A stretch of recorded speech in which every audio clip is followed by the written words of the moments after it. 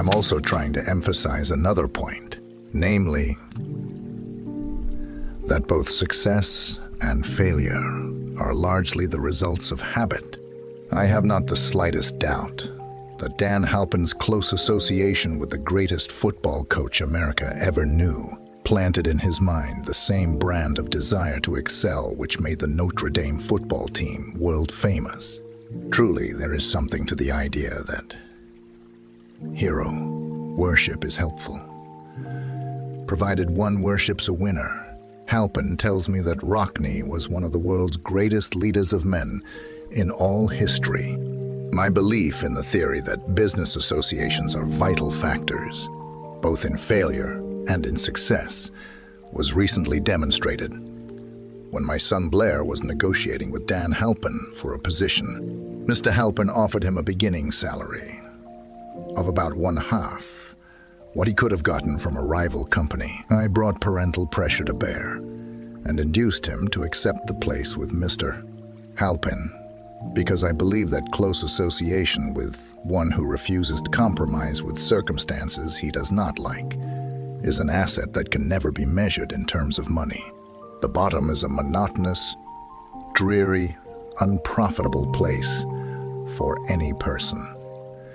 That is why I have taken the time to describe how lowly beginnings may be circumvented by proper planning. Also, that is why so much space has been devoted to a description of this new profession, created by a woman who was inspired to do a fine job of planning because she wanted her son to have a favorable break. With the changed conditions ushered in by the world economic collapse, came also the need for newer and better ways of marketing personal services. It is hard to determine why someone had not previously discovered this stupendous need, in view of the fact that more money changes hands in return for personal services than for any other purpose. The sum paid out monthly to people who work for wages and salaries is so huge that it runs into hundreds of millions, and the annual distribution amounts to billions. Perhaps some will find in the idea here briefly described the nucleus of the riches they desire. Ideas with much less merit have been the seedlings from which great fortunes have grown. Woolworth's 5 and 10 cent store idea, for example, had far less merit, but it piled up a fortune for its creator. Those seeing opportunity lurking in this suggestion will find valuable aid in the chapter on organized planning. Incidentally, an efficient merchandiser of personal services would find a growing demand for his services wherever there are men and women who seek better markets for their services. By applying the mastermind principle, a few people with suitable talent could form an alliance and have a paying business very quickly. One would need to be a fair writer with a flair for advertising and selling, one handy at typing and hand lettering, and one should be a first-class business getter who would let the world know about the service. If one person possessed all these abilities, he might carry on the business alone until it outgrew him. The woman who prepared the personal service sales plan for her son now receives requests from all parts of the country for her cooperation in preparing similar plans for others who desire to market their personal services for more money. She has a staff of expert typists, artists, and writers who have the ability to dramatize the case history so effectively that one's personal services can be marketed for much more money than the prevailing wages for similar services.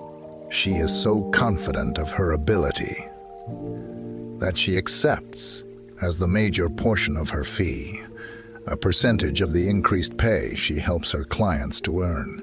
It must not be supposed that her plan merely consists of clever salesmanship by which she helps men and women to demand and receive more money for he same services they formerly sold for less pay.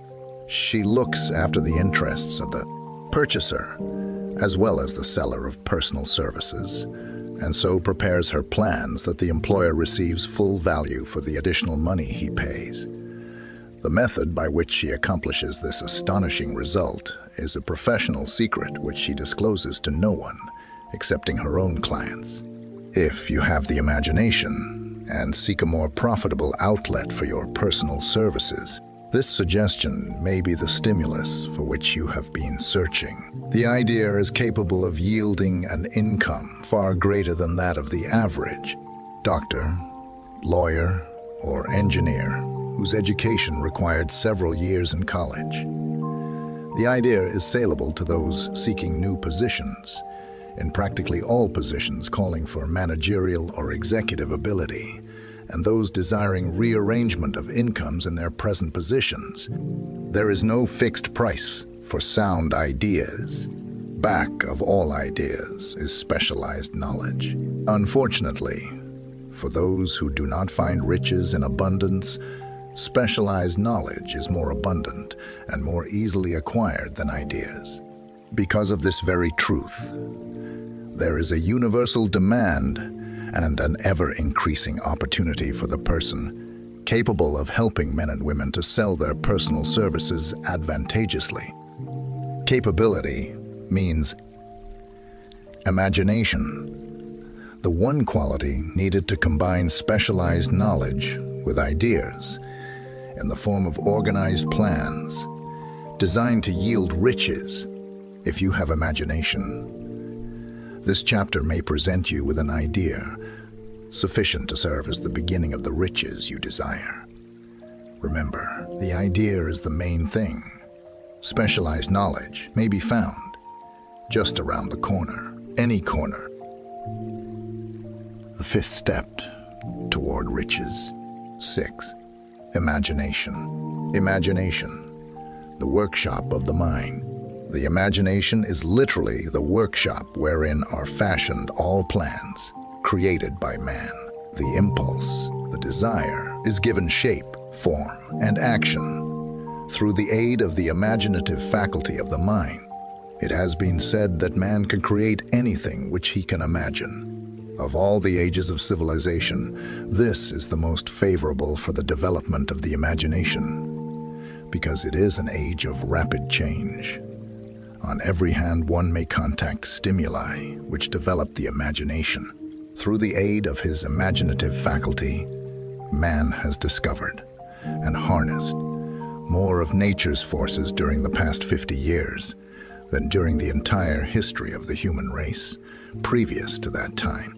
He has conquered the air so completely that the birds are a poor match for him in flying. He has harnessed the ether and made it serve as a means of instantaneous communication with any part of the world. He has analyzed and weighed the sun at a come when a man may breakfast in New York and lunch in San Francisco. Man's only limitation, within reason, lies in his development and use of his imagination.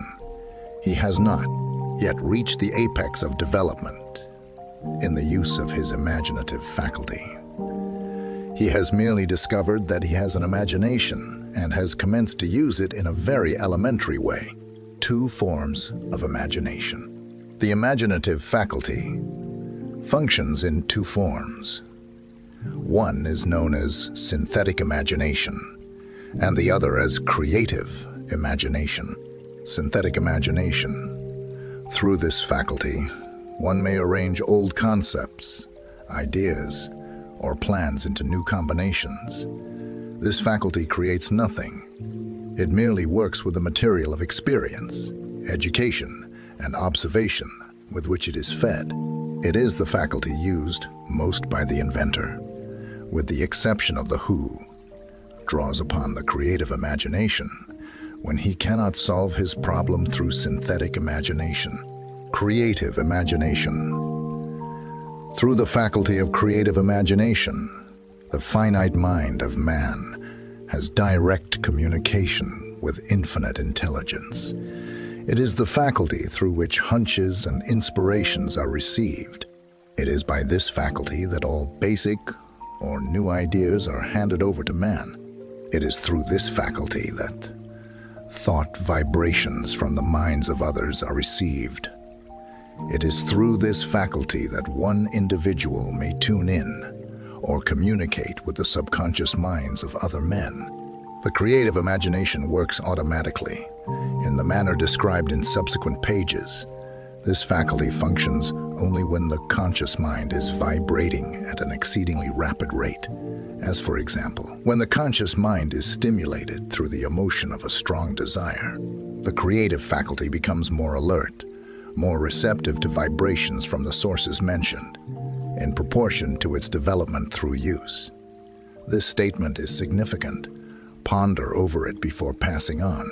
Keep in mind as you follow these principles that the entire story of how one may convert desire into money cannot be told in one statement. The story will be complete only when one has mastered, assimilated, and begun to make use of all the principles. The great leaders of business, industry, finance, and the great artists, musicians, poets, and writers became great because they developed the faculty of creative imagination. Both the synthetic and creative faculties of imagination become more alert with use, just as any muscle or organ of the body develops through use. Desire is only a thought, an impulse. It is nebulous and ephemeral. It is abstract and of no value until it has been transformed into its physical counterpart. While the synthetic imagination is the one which will be used most frequently in the process of transforming the impulse of desire into money, you must keep in mind the fact that you may face circumstances and situations which demand use of the creative imagination as well. Your imaginative faculty may have become weak through inaction. It can be revived and made alert through use.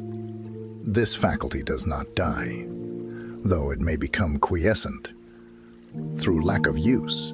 Center your attention, for the time being, on the development of the synthetic imagination, because this is the faculty which you will use more often in the process of converting desire into money.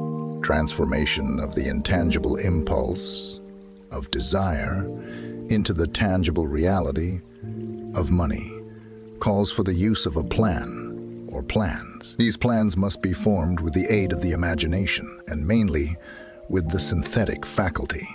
Read the entire book through, then come back to this chapter and begin at once to put your imagination to work on the building of a plan or plans for the transformation of your desire into money. Detailed instructions for the building of plans have been given in almost every chapter. Carry out the instructions best suited to your needs. Reduce your plan to writing if you have not already done so. The moment you complete this, you will have definitely given concrete form to the intangible desire. Read the preceding sentence once more. Read it aloud, very slowly. And as you do so, remember that the moment you reduce the statement of your desire and a plan for its realization to writing, you have actually taken the first of a series of steps which will enable you to convert the thought into its physical counterpart. The earth on which you live, you, yourself, and every other material thing are the result of evolutionary change, through which microscopic bits of matter have been organized and arranged in an orderly fashion. Moreover, and this statement is of stupendous importance, this earth, every one of the billions of individual cells of your body, and every atom of matter began as an intangible form of energy. Desire is thought impulse. Thought impulses are forms of energy. When you begin with the thought impulse, desire, to accumulate money, you are drafting into your service the same stuff that nature used in creating this earth and every material form in the universe, including the body and brain, in which the thought impulses function. As far as science has been able to determine, the entire universe consists of but two elements: matter and energy. Through the combination of energy and matter has been created everything perceptible to man, from the largest star, which floats in the heavens, down to, and including man himself. You are now engaged in the task of trying to profit by nature's method. You are, sincerely and earnestly, we hope, trying to adapt yourself to nature's laws. By endeavoring to convert desire into its physical or monetary equivalent, you can do it. It has been done before. You can build a fortune through the aid of laws which are immutable. But first, you must become familiar with these laws and learn to use them through repetition. And by approaching the description of these principles from every conceivable angle, the author hopes to reveal to you the secret through which every great fortune has been accumulated. Strange and paradoxical as it may seem, the secret is not a secret. Nature herself advertises it in the earth on which we live, the stars, the planets suspended within our view, in the elements above and around us, in every blade of grass and every form of life within our vision. Nature advertises this secret in the terms of biology, in the conversion of a tiny cell, so small that it may be lost on the point of a pin, into the human being now reading this line. The conversion of desire into its physical equivalent is certainly no more miraculous. Do not become discouraged if you do not fully comprehend all that has been stated. Unless you have long been a student of the mind, it is not to be expected that you will assimilate all that is in this chapter upon a first reading, but you will, in time, make good progress. The principles which follow will open the way for understanding of imagination. Assimilate that which you understand as you read this philosophy for the first time. Then, when you reread and study it, you will discover that something has happened to clarify it and give you a broader understanding of the whole. Above all, do not stop nor hesitate in your study of these principles until you have read the book at least 3 times, for then you will not want to stop.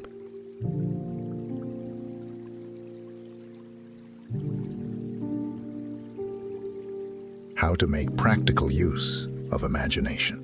Ideas are the beginning points of all fortunes. Ideas are products of the imagination. Let us examine a few well-known ideas which have yielded huge fortunes, with the hope that these illustrations will convey definite information concerning the method by which imagination may be used in accumulating riches. The enchanted kettle. 50 years ago, an old country doctor drove to town, hitched his horse, quietly slipped into a drugstore by the back door, and began dickering with the young drug clerk. His mission was destined to yield great wealth to many people. It was destined to bring to the South the most far-flung benefits since the Civil War. For more than an hour, behind the prescription counter, the old doctor and the clerk talked in low tones. Then the doctor left. He went out to the buggy and brought back a large, old-fashioned kettle, a big wooden paddle, used for stirring the contents of the kettle, and deposited them in the back of the store. The clerk inspected the kettle, reached into his inside pocket, took out a roll of bills, and handed it over to the doctor. The roll contained exactly $500. The clerk's entire savings. The doctor handed over a small slip of paper on which was written a secret formula. The words on that small slip of paper were worth a king's ransom, but not to the doctor. Those magic words were needed to start the kettle to boiling, but neither the doctor nor the young clerk knew what fabulous fortunes were destined to flow from that kettle. The old doctor was glad to sell the outfit for $500. The money would pay off his debts and give him freedom of mind. The clerk was taking a big chance by staking his entire life savings on a mere scrap of paper and an old kettle. He never dreamed his investment would start a kettle to overflowing with gold that would surpass the miraculous performance of Aladdin's lamp. What the clerk really purchased was an idea. The old kettle and the wooden paddle and the secret message on a slip of paper were incidental. The strange performance of that kettle began to take place after the new owner mixed with the secret instructions an ingredient of which the doctor knew nothing. Read this story carefully. Give your imagination a test. See if you can discover what it was that the young man added to the secret message, which caused the kettle to overflow with gold. Remember, as you read, that this is not a story from Arabian Nights. Here you have a story of facts, stranger than fiction, facts which began in the form of an idea. Let us take a look at the vast fortunes of gold this idea has produced. It has paid and still pays huge fortunes to men and women all over the world who distribute the contents of the kettle to millions of people. The old kettle is now one of the world's largest consumers of sugar, thus providing jobs of a permanent nature to thousands of men and women engaged in growing sugarcane and in refining and marketing sugar. The old kettle consumes, annually, millions of glass bottles, providing jobs to huge numbers of glass workers. The old kettle gives employment to an army of clerks, stenographers, copywriters, and advertising experts throughout the nation. It has brought fame and fortune to scores of artists who have created magnificent pictures describing the product. The old kettle has converted a small southern city into the business capital of the South, where it now benefits, directly or indirectly, every business and practically every resident of the city. The influence of this idea now benefits every civilized country in the world, pouring out a continuous stream of gold to all who touch it. Gold from the kettle built and maintains one of the most prominent colleges of the South, where thousands of young people receive the training essential for success. The old kettle has done other marvelous things. All through the World Depression, when factories, banks, and business houses were folding up and quitting by the thousands, the owner of this enchanted kettle went marching on, giving continuous employment to an army of men and women all over the world, and paying out extra portions of gold to those who, long ago, had faith in the idea. If the product of that old brass kettle could talk, it would tell thrilling tales of romance in every language. Romances of love, romances of business, romances of professional men and women who are daily being stimulated by it. The author is sure of at least one such romance, for he was a part of it. And it all began not far from the very spot on which the drug clerk purchased the old kettle. It was here that the author met his wife, and it was she who first told him of the enchanted kettle. It was the product of that kettle they were drinking when he asked her to accept him for better or worse. Now that you know the content of the enchanted kettle is a world-famous drink, it is fitting that the author confess that the home city of the drink supplied him with a wife. Also, that the drink itself provides him with stimulation of thought without intoxication, and thereby it serves to give the refreshment of mind, which an author must have to do his best work. Whoever you are, wherever you may live, whatever occupation you may be engaged in, just remember in the future, every time you see the words Coca-Cola, that its vast empire of wealth and influence grew out of a single idea, and that the mysterious ingredient the drug clerk, as a candler, mixed with the secret formula was. Imagination, stop and think of that for a moment. Remember, also, that the 13 steps to riches described in this book where the media through which the influence of Coca-Cola has been extended to every city, town, village, and crossroads of the world, and that any idea you may create as sound and meritorious as Coca-Cola has the possibility of duplicating the stupendous record of this worldwide thirst killer.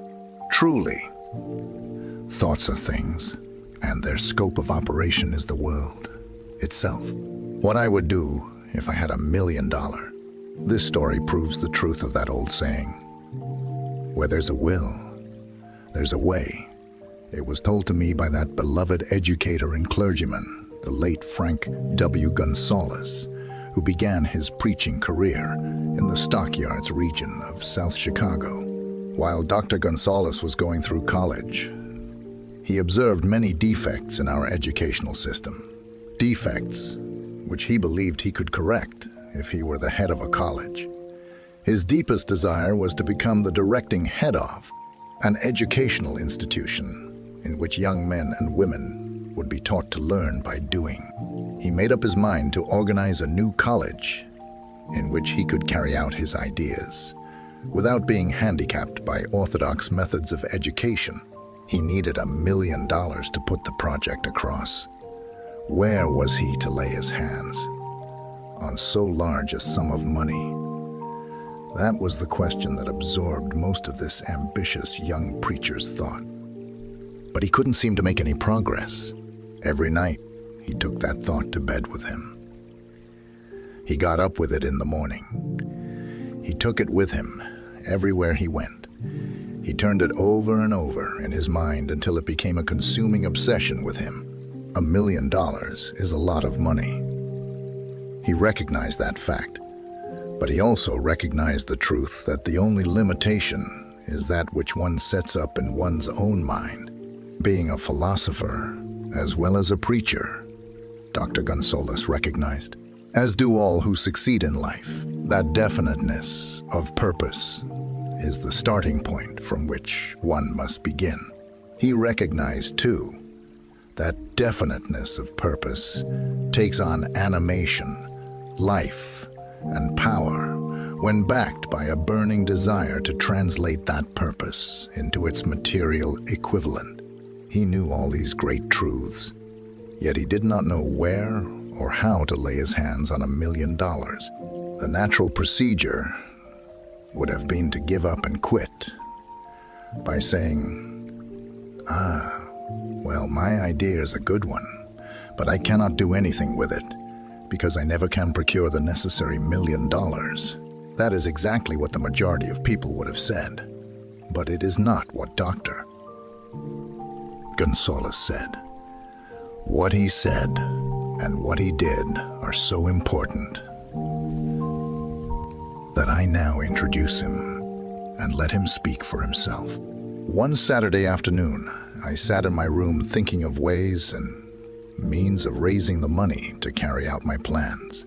For nearly 2 years, I had been thinking, but I had done nothing but think. The time had come for action. I made up my mind then and there that I would get the necessary $1 million within a week. How? I was not concerned about that.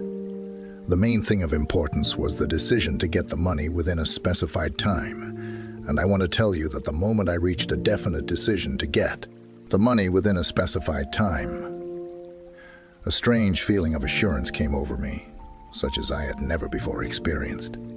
Something inside me seemed to say, "Why didn't you reach that decision a long time ago? The money was waiting for you all the time ago.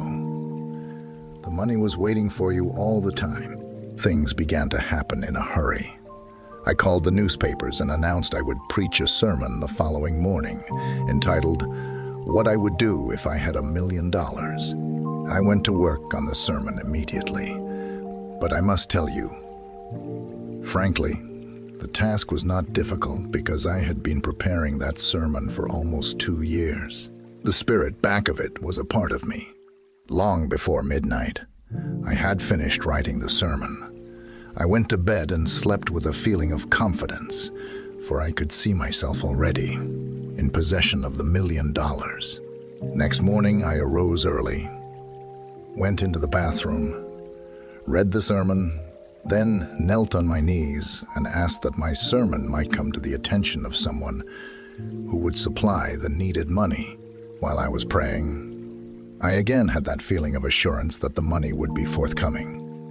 In my excitement, I walked out without my sermon and did not discover the oversight until I was in my pulpit and about ready to begin delivering it. It was too late to go back for my notes, and what a blessing that I couldn't go back. Instead, my own subconscious mind yielded the material I needed. When I arose to begin my sermon, I closed my eyes and spoke with all my heart and soul of my dreams. I not only talked to my audience, but I talked also to God. I told what I would do with $1 million if that amount were placed in my hands. I described the plan I had in mind for organizing a great educational institution where young people would learn to do practical things and at the same time develop their minds. When I had finished and sat down, a man slowly arose from his seat, about 3 rows from the rear, and made his way toward the pulpit. I wondered what he was going to do. He came into the pulpit, extended his hand, and said, "Reverend, I liked your sermon. I believe you can do everything you said you would if you had $1 million. To prove that I believe in you and your sermon, if you will come to my office tomorrow morning, I will give you the $1 million. My name is Philip D. Armour." Young Gonzalez went to Mr. Armour's office, and the $1 million was presented to him. With the money, he founded the Armour Institute of Technology. That is more money than the majority of preachers ever see in an entire lifetime. Yet, the thought impulse back of the money was created in the young preacher's mind in a fraction of a minute. The necessary $1 million came as a result of an idea. Back of the idea was a desire which young Gonzalez had been nursing in his mind for almost 2 years. Observe this important fact. He got the money within 36 hours after he reached a definite decision in his own mind to get it and decided upon a definite plan for getting it.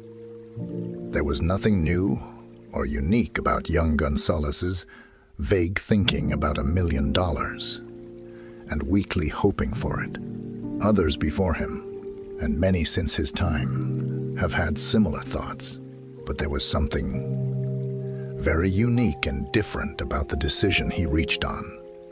That memorable Saturday when he put vagueness into the background and definitely said, "I will get that money within a week." God seems to throw himself on the side of the man who knows exactly what he wants, if he is determined to get just that. Moreover, the principle through which Dr. Gonzalez got his $1 million is still alive. It is available to you.